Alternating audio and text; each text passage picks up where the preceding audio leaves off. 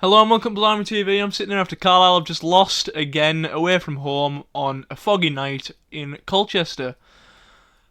We've just lost from a winning position against the most out of form side in the entirety of the league. And that is a new low, and that is so predictable, because that match went exactly the same as our last 3 or 4 have, where we go 1-0 up, we try and I don't know what we try to do, but we make it to half time and then completely fall asleep and capitulate towards the end of the game. And if I could have put a bet on that is how that game would have gone, I'd have put a large amount of money on that happening, because that's just what we've been doing these last 3 or 4 games. And you know, it's so predictable. As soon as we went in 1-0 up, I thought, we failed to get the second goal again, which we used to be good at, and we've lost the ability to hang on to a lead, which we used to have. I knew we were going to lose that game at half time, because we went in, and surely enough, we came back out in the second half. I put a tweet out during the game when that penalty went in saying we're going to lose this now, and that it is really predictable. And it was, you just know it's going to happen.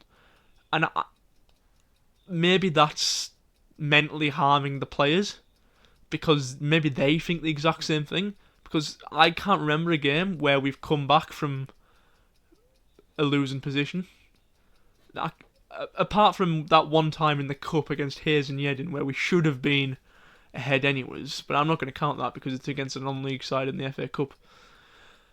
We haven't come back from a losing position this season, I don't think. We've let other teams come back against us, lots.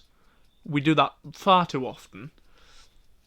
And the problems are so blatantly obvious, and I don't know why they're not being resolved. And that's, we've lost that player that links the midfield and the attack, which we had in Lewis Alessandra, who was playing well and was scoring goals at the time.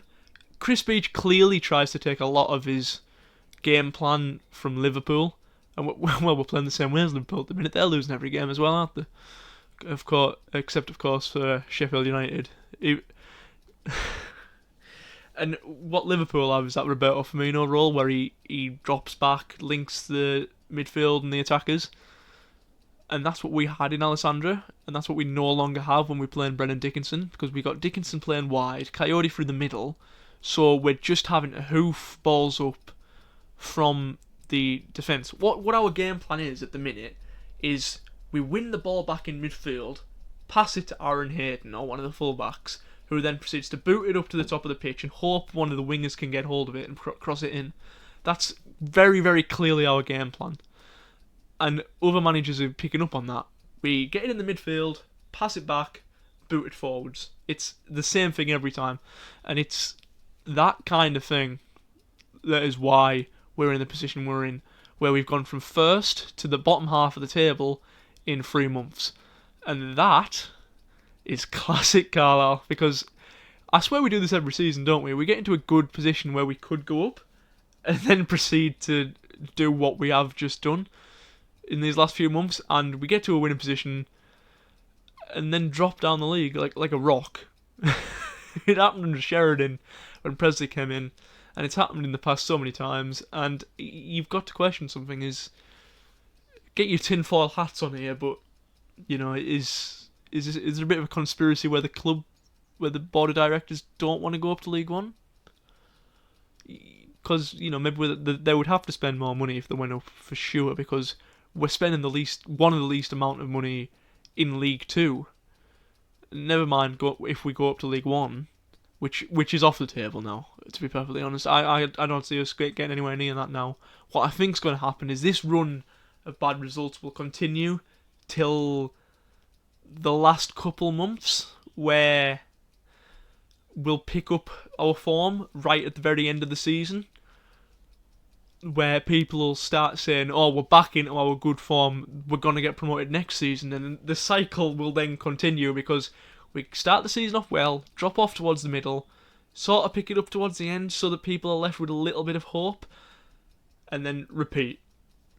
rinse and repeat, because that's almost what the board of directors wants. I have to feel, because it doesn't make sense, some of the decisions, and the substitutions are left till like the 80th minute. It was good to see Scott get on the pitch, and it was good to see Dean Furman get out there. Or it would have been if he hadn't given away the penalty. That's another talking point. Dean Furman. Why did he play this game? I like Dean Furman, and I think it shows, it's a bragging rights from Carlisle that we have an international captain in our team, in our ranks. But he's clearly past his best. And if he was going to be a regular starter, which I have suspicions that towards the start of the season, if Mellish hadn't have done so well, that's where he would have gone. He would have been a regular starter if Mellish hadn't have gone on that massive goal-scoring streak. But because he hasn't played so many games this season, he's played next to none. Combined with his age, he's not got match fitness, and he's a bit too old for him to have the sporadicness that he needs to come on. That spark that maybe a youth player would have, like Josh Dixon or Taylor Charters if they came in, because I think a lot of people were begging for Taylor Charters to start this game, and I saw a lot of people on Twitter saying the exact same thing. Taylor, for me, should have started, because I don't see what he's done wrong to be dropped, because I remember he played amazingly against Warsaw, and he even got man of the match. He got an assist, man of the match. It looked like, right, he's ready to kick on. Come the next game, he's on the bench, doesn't get brought on, and then he gets dropped from the bench, and it's like, well, what's the point then? Because he's clearly a good player, and you can understand him being dropped for Callum Guy. You can understand any midfielder in the league getting dropped for Callum Guy because of his quality, but Callum Guy wasn't here today. He was away on, personal, problems outside of football. But you'd expect that's the sort of game where you would put Taylor in if you were gonna.